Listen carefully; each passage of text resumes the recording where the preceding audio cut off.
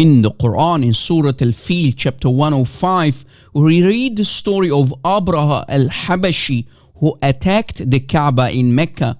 To protect the Kaaba from being sacked by Abraha, Allah supposedly sent tiny birds called Tuyur al-Ababil to destroy his army of elephants. But a logical person knows that this is nothing but a legend, a bedtime story for children.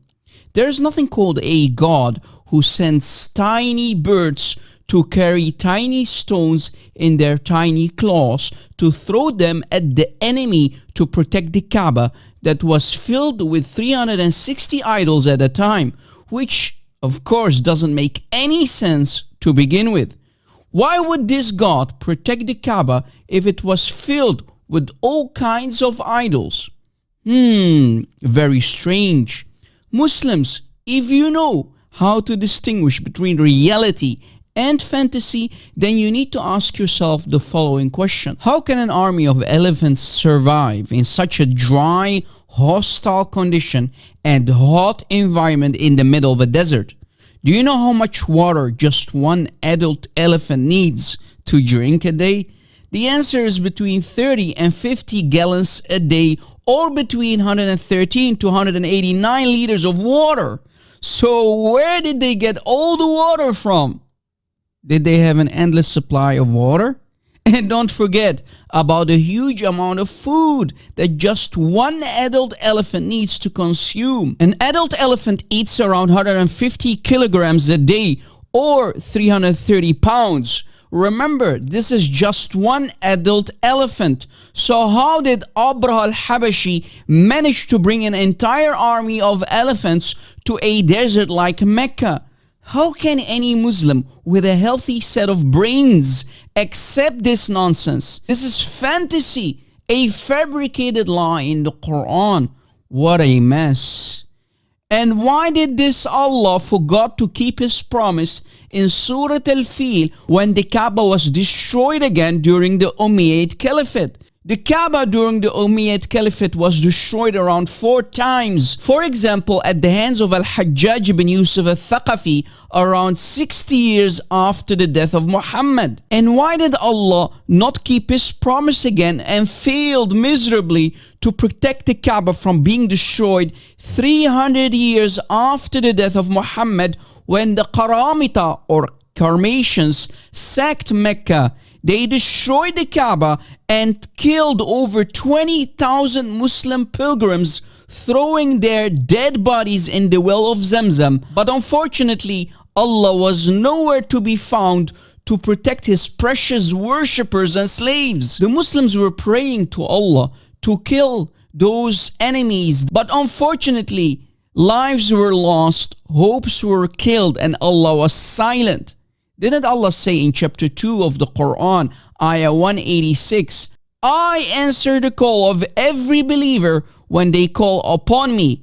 Very strange, very fishy. Where was Allah when all Muslims were trusting him with their lives in his hands while they were slain? In the year 930 AD, the leader of the Karmatians, Abu Tahir al-Qurmuti, led 700 horsemen into Mecca, massacred the pilgrims, uncovered the Kaaba, and urinated on it, took the black stone, and went over the top of the Kaaba and said, I'm in God and God is in me. Where is your God? I am your great God. Where are the birds of Allah, Tuyur al-Ababil, that protect the Kaaba? Where are the stones of fire? And not only was the Kaaba destroyed, but the leader of the Karmatians, Abu Tahir al-Qurmuti, climbed on top of the Kaaba, stole the black stone for at least 22 years, being used then as his personal toilet stone. And of course, nobody can confirm that the 8 leftover pebbles or pieces that are now in the corner of the Kaaba are parts of the original black stone, or maybe just fake pebbles found somewhere. Of course, we can find this info in books like History of Islam and Siyar A'lam al-Nubala by Imam al-Dhahabi, but also in Al-Bidayah wa Nihaya by Ibn Kathir. I'll provide a couple of sources in the description box. What about 1979 when a Muslim group called themselves Al-Ikhwan, led by Juhayman al-Utaybi, who declared his brother-in-law Muhammad Abdullah al-Qahtani to be the new Mahdi? They entered Mecca and opened fire on the pilgrims, killing 382 Muslims and injuring more than 1,000 people in the process. Where was Allah to protect the Kaaba and its people? Or 1996 when the entire Kaaba was destroyed to the ground.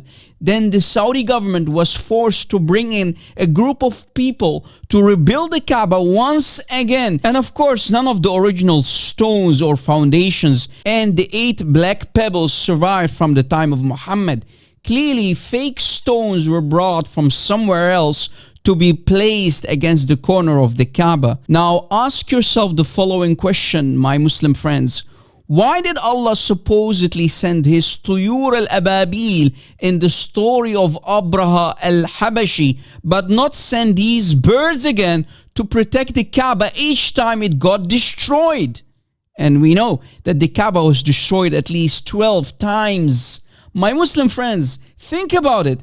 The Kaaba that you must visit at least once in your life and to spend your life savings to pay for the big trip to Mecca has been built 29 years ago. Yes, you heard it correctly. Yes, it was built 29 years ago. Big chance that the house you now live in could be older than the Kaaba of today. What a mess, man. Stay away from Islam.